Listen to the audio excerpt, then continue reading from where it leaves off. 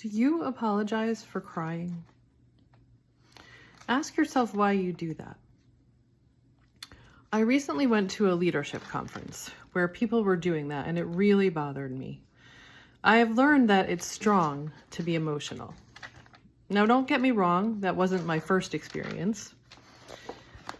Like many people in my generation, I was taught that showing emotion was weak. I had to get to the point in my life where there was nothing left but anger, and I was scaring everyone away. And I learned it because I was motivated to learn it. I had found my husband to be, and I didn't want to scare him away.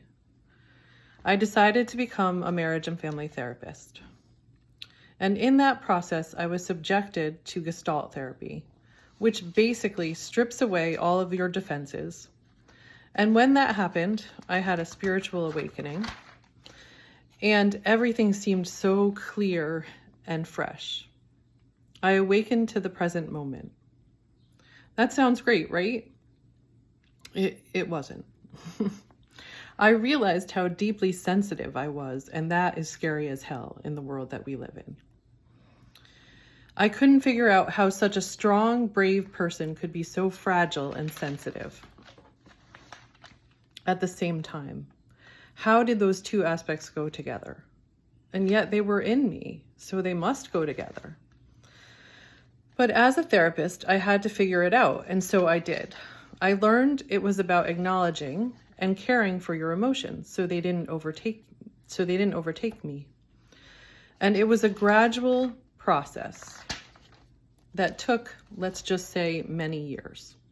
I've been a therapist for over 20 years now, and it's been a process. And I don't apologize for being emotional and sensitive.